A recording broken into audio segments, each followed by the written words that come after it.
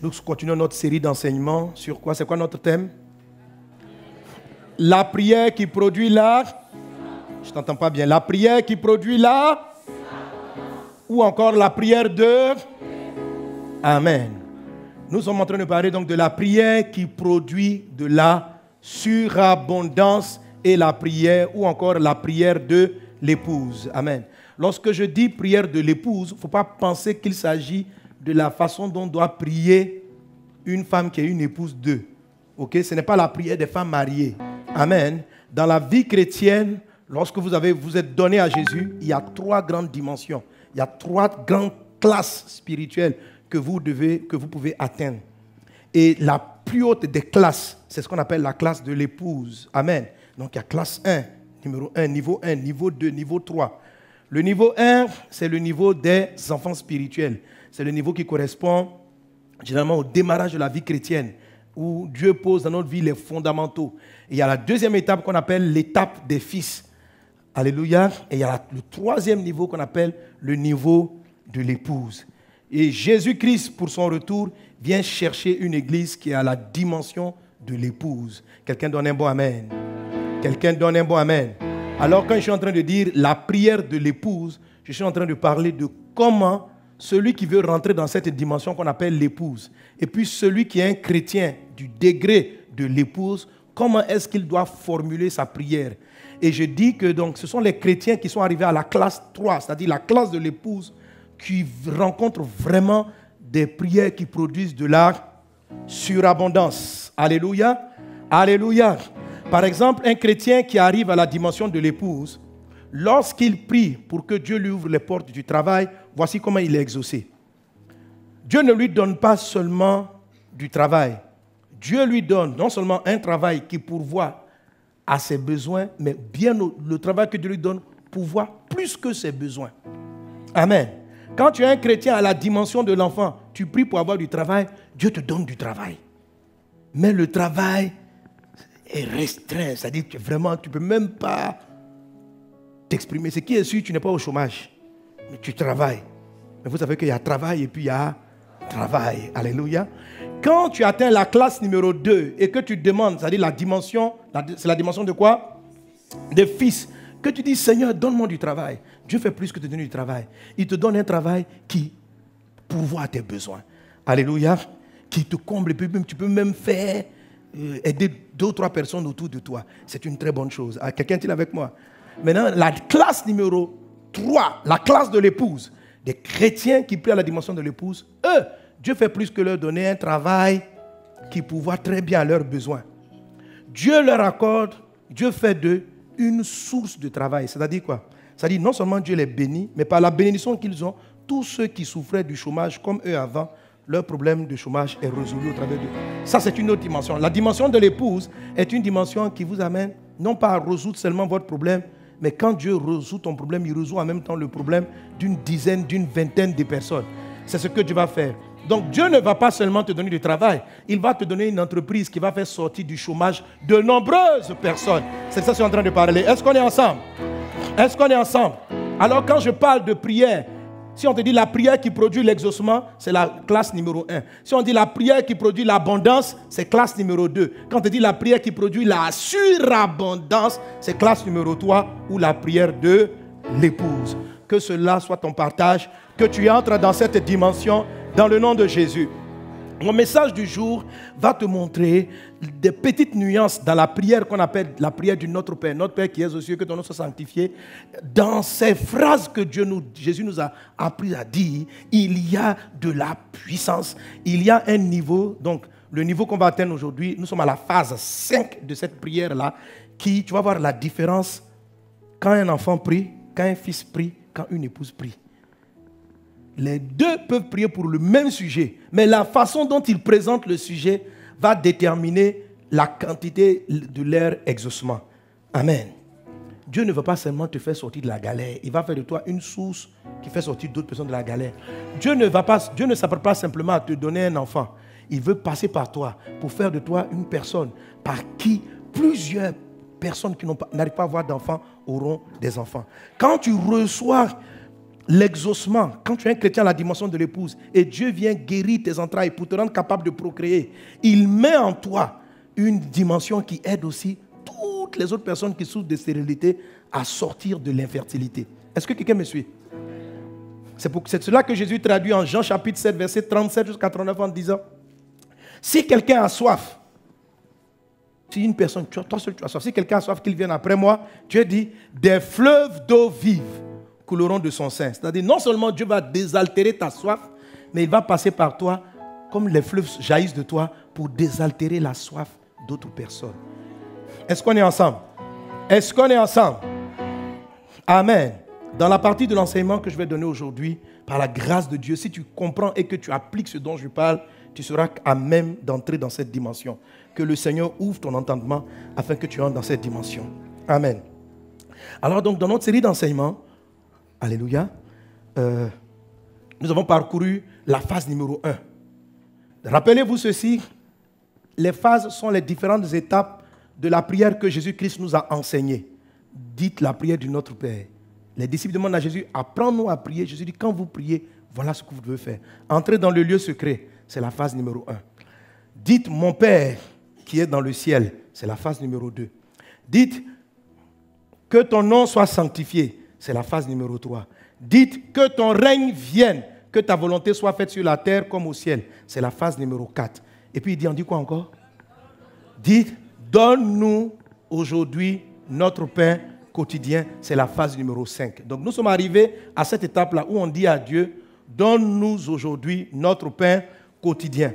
Et chacune des phases, quand on dit une phase, c'est-à-dire c'est un état de pensée. Rappelez-vous, Dieu n'exauce pas ce que vous dites, il exauce ce à quoi vous pensez.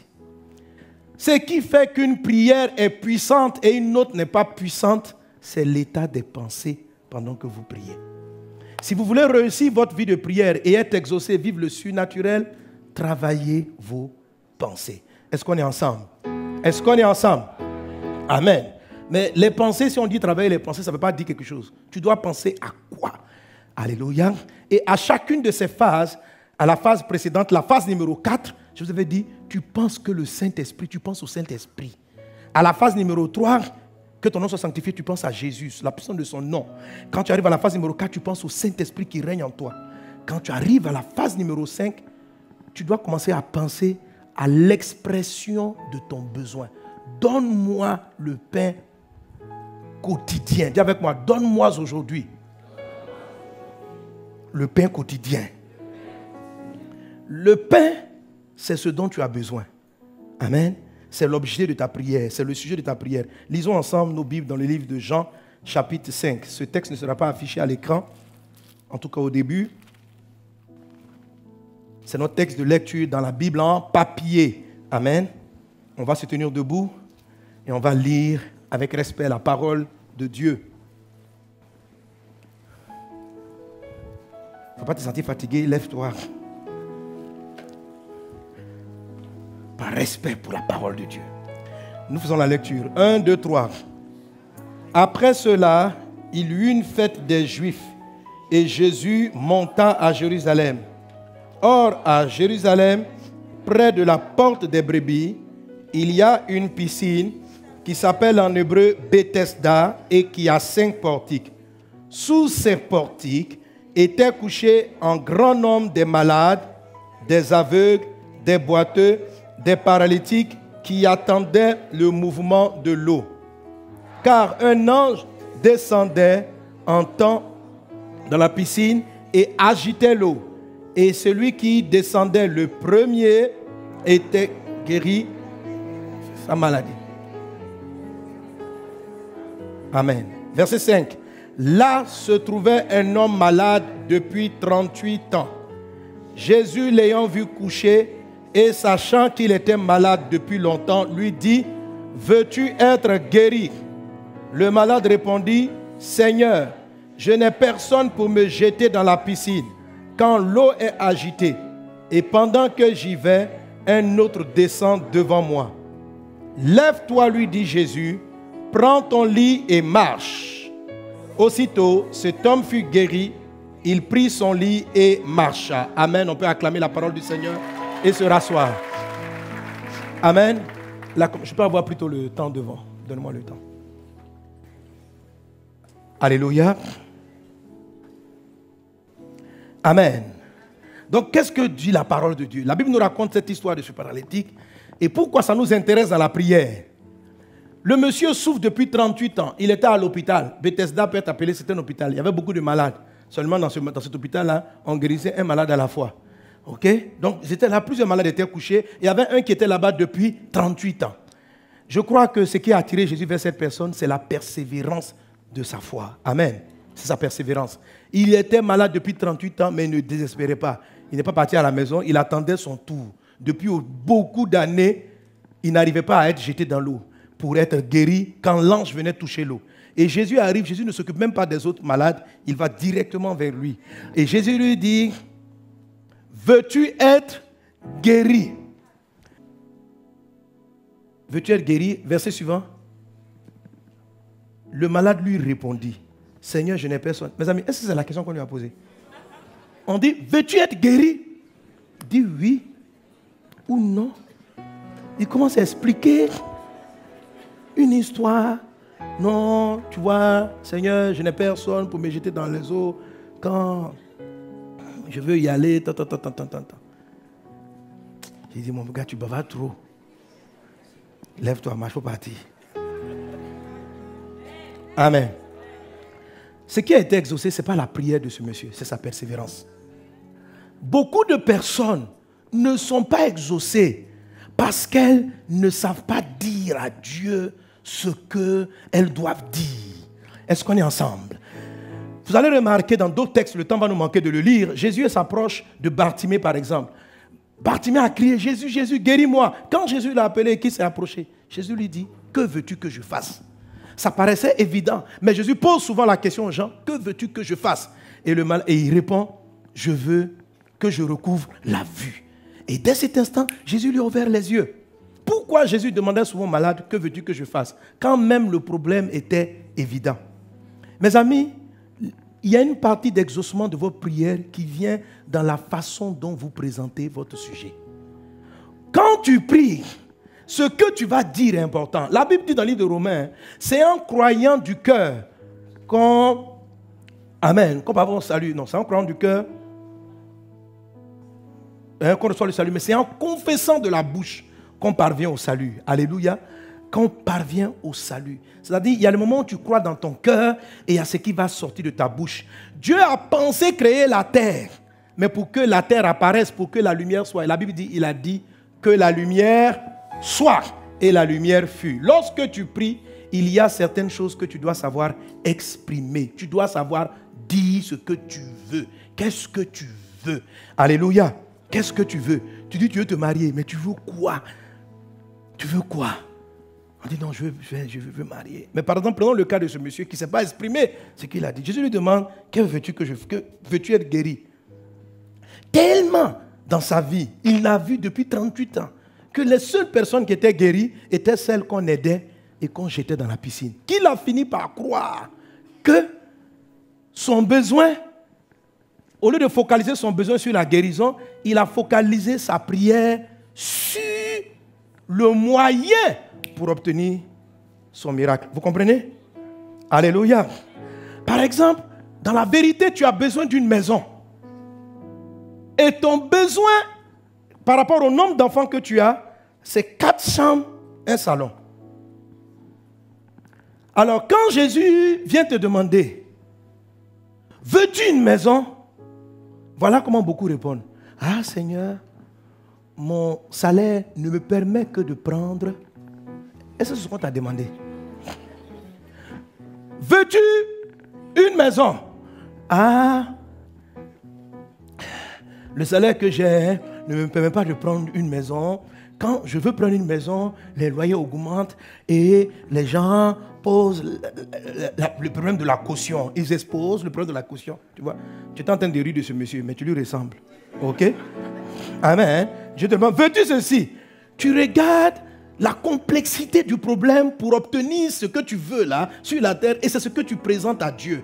Et ça amène des personnes à ne pas être exaucées parce qu'ils ne focalisent leur attention que sur le moyen de l'exaucement. Donne-nous notre pain quotidien, dit quoi? On n'a pas dit dans la prière, donne-moi l'argent pour acheter le pain. On dit, qu'est-ce que tu veux? Tu veux l'argent pour le pain ou tu veux le pain? Ce que tu veux, c'est le pain. Quand tu pries, ne dis pas à Dieu, donne-moi l'argent pour acheter le pain. Dis Dieu, je veux manger. Donne-moi aujourd'hui du pain. Quand tu pries, si tu veux voyager, prie, dis Seigneur, je veux aller vivre aux États-Unis. Il ne faut pas prier pour dire donne-moi le visa. Le visa, c'est le moyen, c'est un moyen pour voyager. Ce n'est pas ta prière. Ta prière, c'est de partir. Ta prière, ce n'est pas le visa. Est-ce que quelqu'un est avec moi? Amen. Amen. Gloire à Dieu. Gloire à Dieu. Parce que si Dieu te donne le visa, tu peux arriver même dans le pays où tu veux partir et puis tu as tous les problèmes. Tu partais là-bas pour t'en sortir. Ce que ton besoin, ce n'était même pas arrivé aux États-Unis. Ton besoin, Seigneur, je veux aller aux États-Unis, mais bénis-moi dans ce pays, que ma vie réussisse. C'est ça ta prière. Mais quand toi tu pries, tu te focalises sur la route. Je n'ai personne. Oh Dieu, envoie-moi une personne qui va m'ouvrir les portes de visa. Après, tu vas prendre chaque détail. Prie pour la fin. Maintenant, Dieu va te donner le meilleur chemin pour aboutir à ton pain. On n'obtient pas du pain simplement avec l'argent. Dieu peut toucher quelqu'un qui va venir te dire, quand tu es dans la dimension de l'épouse que tu sais prier, que tu as besoin du pain. Oh Seigneur, donne-moi du pain. Quelqu'un vient, et c'est déjà arrivé dans cette église. Hein? Oui, une soeur qui priait, comme je veux l'expliquer. Et elle, les gens ne sont pas venus donner un travail. Il y a une dame qui partait, elle ne sait pas, mais ça, elle lui a donné un salon de coiffure équipé en même temps. C'est pour toi. Donc, elle n'a pas eu un travail. Elle a eu une source de travail. Quand tu vas demander, oh mon Dieu, il me faut du pain. Quand tu es dans la maison de l'épouse, on va venir t'offrir une boulangerie à gérer. Qu'il en soit ainsi dans ta vie, dans le nom de Jésus. Gloire à Dieu. Gloire à Dieu. Alors, c'est très important, cette partie, la phase 5, parce que la qualité de ton exaucement dépend de la façon dont tu vas gérer tes pensées dans la 5e phase. Tout le monde peut prononcer la prière, donne-nous aujourd'hui notre pain quotidien. Mais tu penses à quoi quand tu le dis? Si tu sais bien penser, tu vas avoir des miracles hors du commun. Est-ce qu'on est ensemble? Amen. Alors, dans la phase, vous savez, on a beaucoup de phases. Dans la phase numéro 5, pour que tu comprennes très bien ce que tu dois demander à Dieu, amen, comment tu vas lui exprimer ton besoin? Alléluia. Par exemple, il y en a qui prient quoi? Je vais me marier. Je vais me marier. Tu ne dis pas ce que tu veux. Maintenant, Dieu te donne un mari. Tu t'es marié. Après, quand tu dis non, ce n'est pas lui là que je voulais. Mais tu n'as pas dit que tu veux te marier. Tu voulais une bague au doigt, non? Est-ce que tu n'as pas la bague? Est-ce que tu n'étais pas en robe blanche? Mais tu t'es rendu compte qu'en fait, il ne s'agit pas d'avoir le statut de femme mariée. Il s'agit d'être marié, de vivre un foyer béni de Dieu.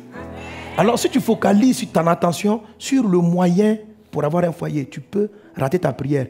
Et quand Dieu va t'amener ce dont tu as vraiment besoin et non pas ce que tu veux, tu ne le sauras pas discerner. Tu vois? Oui, tu ne sauras pas discerner. Quand tu dis par exemple, je veux vivre un foyer heureux, Dieu va t'amener la personne qui va te donner un foyer heureux.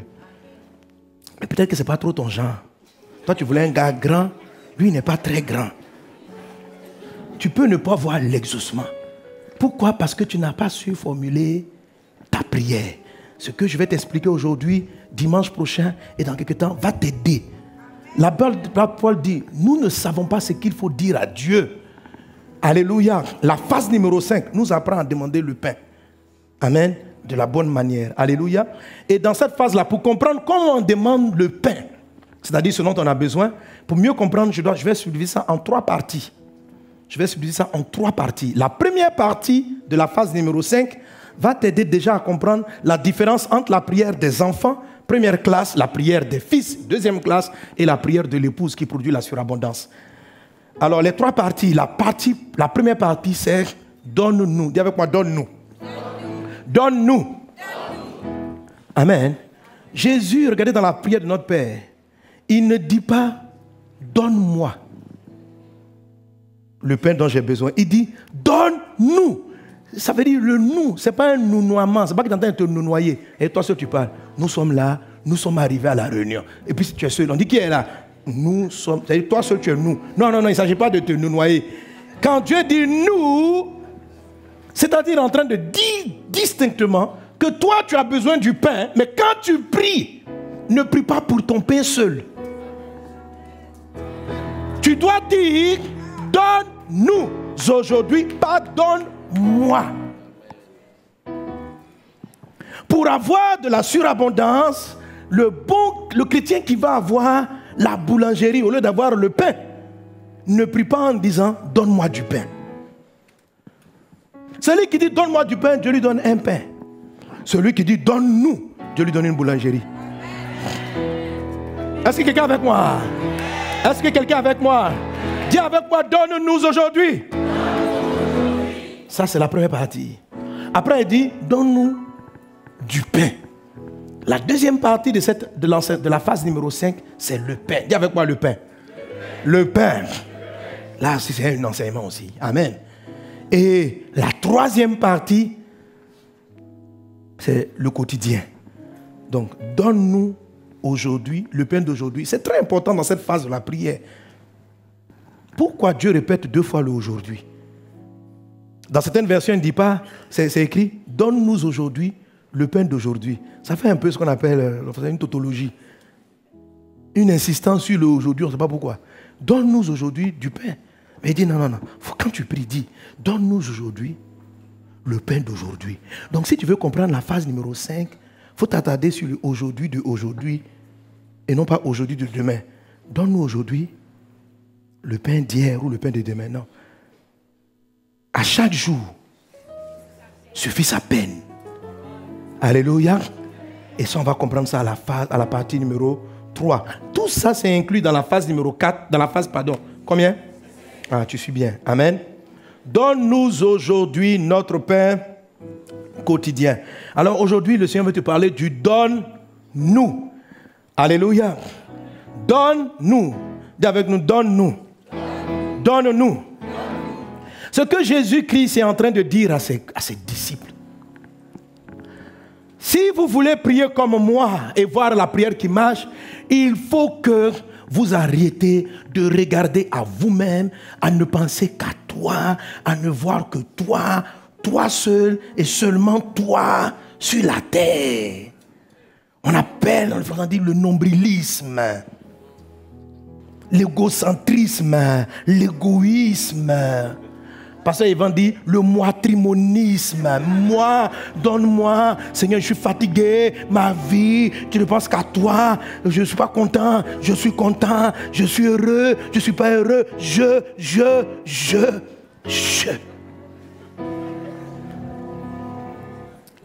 Et ce sujet du donne-nous est tellement important que la Bible dit dans le livre de 2 Timothée, chapitre 3, partie du verset 1, que dans les temps de la fin, les hommes seront ingrats, égoïstes.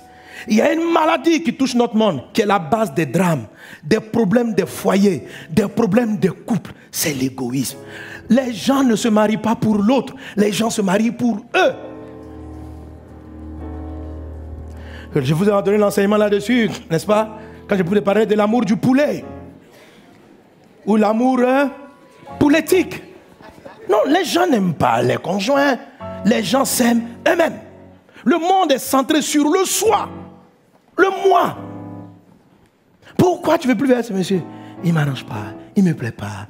Toi, tout doit te plaire, quoi. Et j'ai dit dans ce message, tu penses que tu aimes ta femme, mais tu ne l'aimes pas. Non, tu ne l'aimes pas. Et ça, je vous ai comparé avec l'amour du poulet. Quand quelqu'un dit, j'aime le poulet, est-ce que vous pensez qu'il aime le poulet? Non. Non, il aime ce que le poulet produit dans son ventre. Sinon, si le poulet entend qu'il aime le poulet, a intérêt à le fuir. Parce que le poulet est en danger. Et quand très souvent les gens me regardent, une femme regarde un homme et puis elle dit, je l'aime. Ou un homme regarde une femme pour lui dire, je l'aime. En fait, il ne l'aime pas. Non, il l'aime. Pas toi, il aime ce que toi tu lui apportes. C'est l'amour du poulet, c'est-à-dire, je n'aime pas le poulet. Quand si tu aimais le poulet, tu allais le dorloter, parce que tu veux son bien. Mais quand tu dis tu aimes le poulet là, c'est pas pour son bien, c'est pour le bien de ton palais. Tu l'aimes à la sauce curry, un poulet trempé dans une sauce graine, tu vois. Le poulet, tu ne l'aimes pas. C'est ton palais que tu aimes. Quand ça passe là-dedans, que ça descend, c'est ça que tu aimes. Ce n'est pas le poulet que tu aimes. La phrase n'est pas juste. Alléluia. Et c'est pareil dans le mariage. Les gens n'aiment pas l'autre. La vérité, c'est ce qu'ils s'aiment. On dit, mais pourquoi tu veux le marier? Regarde ta phrase. Il sait me comprendre. C'est le monsieur qui sait me prendre. Il sait me parler. Tu vois, tu te poses pas la question, est-ce que toi tu sais lui parler? Est-ce que toi tu le comprends? C'est toi. Quand j'ai des problèmes, il est à mes côtés. C'est pourquoi je veux le marier. Tu ne le maries pas pour lui, tu le maries pour toi. Pour toi. Alors le jour où la personne ne sait pas t'écouter, tu veux divorcer. Moi dans la maison, je me sens seul. Je me sens seul. Je me sens seul. Mais pourquoi est-ce qu'il veut partir? Parce qu'au départ, tu étais tombée amoureuse de lui. Parce que lui, il comblait ta solitude. Mais est-ce que tu sais pourquoi il s'en va? Toi, tu ne combles pas sa solitude. Parce que dans ce monde plein d'égoïstes et d'égocentristes et de nombrilistes, chacun se cherche. Et si tu m'arranges, on marche ensemble. Si tu ne m'arranges pas, bye bye.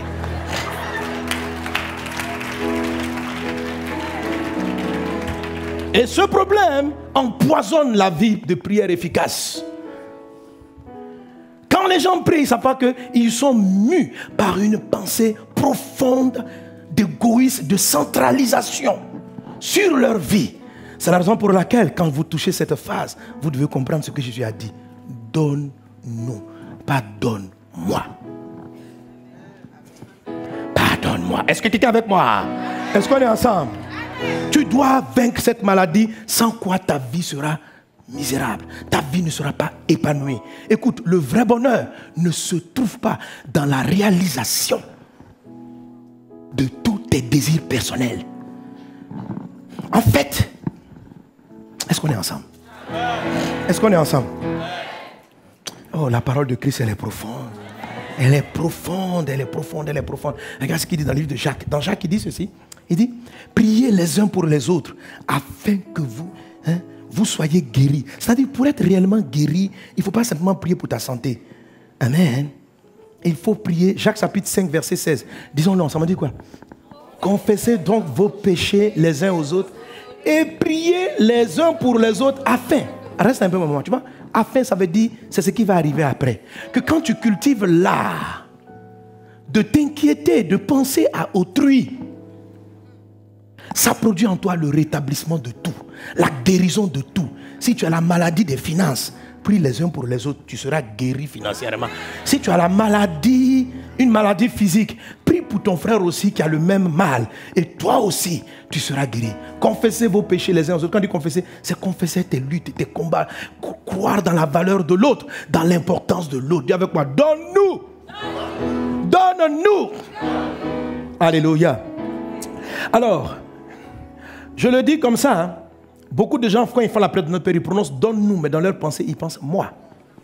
Moi, moi, moi, moi, moi.